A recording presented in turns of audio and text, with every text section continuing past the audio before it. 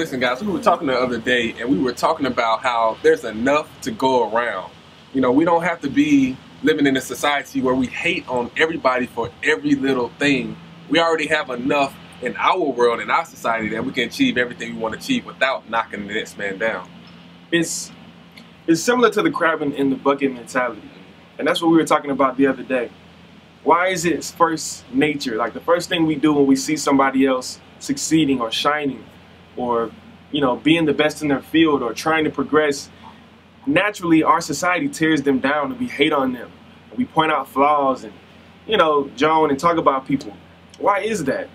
It's almost like we are so afraid that there's not enough success to go around. There's not enough skill. There's not enough good songs to go around that we feel compelled to pull this person down, to hate on this person, to take away from what they're doing like it builds us up or something. You were telling me the other day, see, think about this. How long has the music industry been around? Exactly. Like, but still, we may hear some songs that are kind of similar, kind of the same, but how talented are people to continue to come up with new music, new content, new topics? Although they may be saying some of the same things, they say it in new and unique ways. There's enough music, you know what I mean? Creativity. It's interesting to me because it's like they're not worried about tearing the next man down. They know that they are already skilled enough and their skills are going to naturally rise to the top. The cream always rises to the top.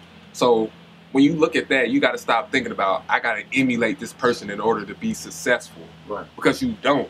Like, if you're always trying to emulate that next person, then you're always going to be a step behind them because you have to wait to see what they're going to do before you know what you're going to do. And that just means that you're never going to advance past that person. And God has already given you the perfect body, the perfect mind. He's giving you your instructions. You know on the inside what you want to do. You just have to go out there and do it. Plain and simple. I like what you said right there. Now, what Kev is saying, you don't copy people, but the blueprint for success is out there in certain industries. If you want to know how to start a business, if you want to know how to, you know, do certain things, you may find a mentor or somebody who's done that, and he can help guide you and do, you know, in the steps you're supposed to take. But you don't try to copy exactly somebody's idea, and you definitely don't hate on somebody else. Talking about the music industry, it reminded me of the NBA dunk contest.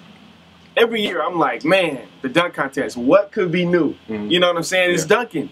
What could be new? Everybody's doing the same thing. But then you find out a 360 windmill has so many variations because different people are doing it. Like, there was, who did the 360 windmill? And then Vince Carter came and did his version. Right. And it's like, whoa. Everybody forgot about everybody else who did the It's just like he reinvented it. And there will be somebody else who has more dynamic hops.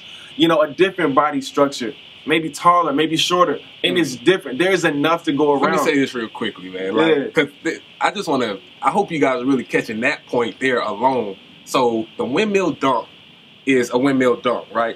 But Vince Carter's windmill dunk is going to be different than, who's somebody else with some hops? T-Mac did it. T-Mac, okay, so they both could jump, you know. But the windmill dunk that they were doing, it's going to be way different, but it's still called the windmill dunk. I hope you understand it. Maybe I can say that better. So success is still achievable no matter how you achieve it. You don't have to be the next person.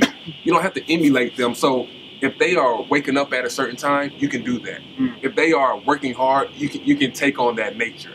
But if you don't want to copy them as to where they move their right arm, now you move your right arm, or they take a step, now you're taking a step. No, you got to be your own person. You have the perfect you. Like the mind you have, the voice you have, the experiences that you've been through have all led you to be the perfect you.